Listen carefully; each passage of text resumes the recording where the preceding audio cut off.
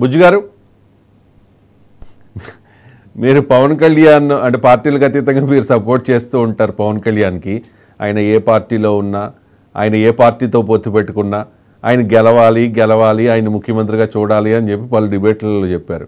మరి కష్టకాలంలో తెలుగుదేశం పార్టీని బతికించిన పవన్ కళ్యాణ్, అంటే మీ మాటల్లో చెప్తున్నా, గతంలో చెప్పారు కాబట్టి, కష్టకాలంలో తెలుగుదేశం పార్టీకి లిఫ్ట్ ఇచ్చిన పవన్ కళ్యాణ్కే మరి ఇప్పుడు ఆయన సీట్లోనే ఎసరు పెట్టే పరిస్థితి కనిపిస్తోంది.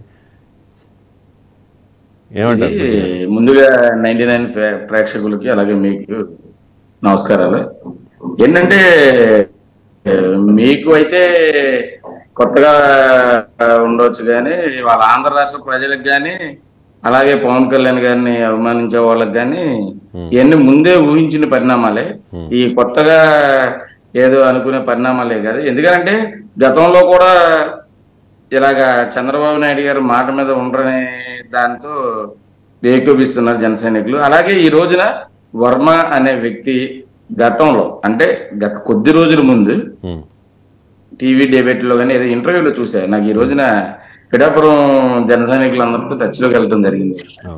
నాకు ఎక్కువ సన్నిధులు కూడా అక్కడే ఉన్నారు, విగ్రహాలు కూడా ఎక్కువ ఇవ్వడం జరిగింది ఆ కాన్స్టిట్యున్సీలో. మేము జరిగితే వర్మ గారు హాస్యాస్పదమైన విషయం ఏంటంటే పవన్ కళ్యాణ్ గారు ఇక్కడికి రాకుండా, పవన్ కళ్యాణ్ గారు క్యాంపెయిన్ చేయకుండా పవన్ కళ్యాణ్ గారు కానీ ఇక్కడ నిలబడటం జరిగితే జనసేన తరపున నేనే గెలిపించి ఆయనకి బంగారు పల్లెంలో పెట్టి గిఫ్ట్ ఇస్తానన్న వర్మ గారికి మరి పవన్ కళ్యాణ్ గారు పోటీ చేస్తానని ప్రకటించగానే మరి ఏమైందనేది వర్మ గారికి $1 million క్వశ్చన్ అండి.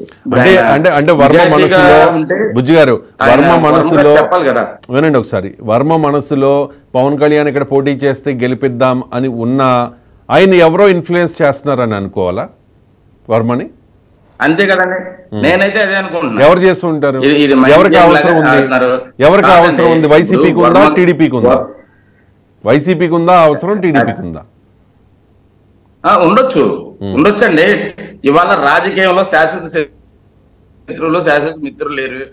మనం గత కొన్ని రోజుల నుంచి చూస్తున్నాం ఇది ఎలా జరుగుతుందో. టీడీపీ వాళ్ళు వైసీపీలో జాయిన్ అయ్యి వైసీపీలో టికెట్లు పొందడం, వైసీపీ వాళ్ళు టీడీపీలో జాయిన్ అయ్యి టీడీపీలో టికెట్లు పొందడం. అలాగే ఇంకో విడ్డూరమైన పరిస్థితి ఏంటంటే టీడీపీ నుంచి జనసేనలో జాయిన్ అయ్యి జనసేనలో కూడా టికెట్లు పొందడం. ఇలాంటి ప్రత్యర్థి పార్టీల మధ్య నాయకుల బదిలీ సర్వసాధారణం, వాళ్ళు టికెట్లు పొందుతారు. కానీ మిత్రపక్షాల మధ్య నాయకుల బదిలీయే కాస్త రేర్, భీమవరంలో లాగా. సార్ నేను ఒక విషయం చెప్తున్నానండి.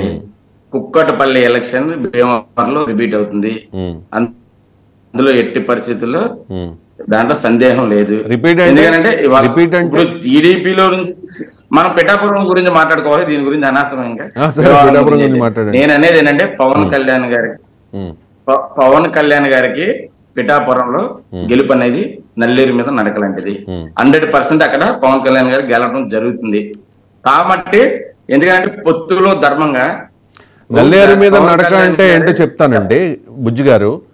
చంద్రబాబు నాయుడు గారికి కుప్పంలో గెలిచినట్టు, జగన్మోహన్ రెడ్డి గారు పులివెందుల్లో గెలిచినట్టు, వారణాసిలో మోదీ గెలిచినట్టు, అది అండి నల్లేరు మీద నడక అంటే. మరి ఇంత హడావుడి జరుగుతున్నప్పుడు వర్మేమి చిన్న వ్యక్తి ఏమీ కాదండి. అప్పుడు తెలుగుదేశం పార్టీ టికెట్ ఎక్స్పెక్ట్ చేశారు 2014లో, టికెట్ రాలేదని ఇండిపెండెంట్గా వేస్తే 97,000 ఓట్లు వచ్చాయి, ఆయన గెలిచాడు అక్కడ. తెలుగుదేశం పార్టీ అభ్యర్థి విశ్వంకి, మీ పివి విశ్వంకి ఎన్ని వచ్చాయి? 15,000 ఓట్లు వచ్చాయి.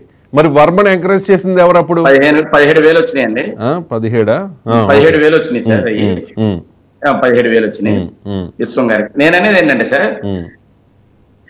ఇప్పుడు గతంలో లాగానే ఎలక్షన్ ఉండడం అనుకున్నది అవాస్తవం అండి.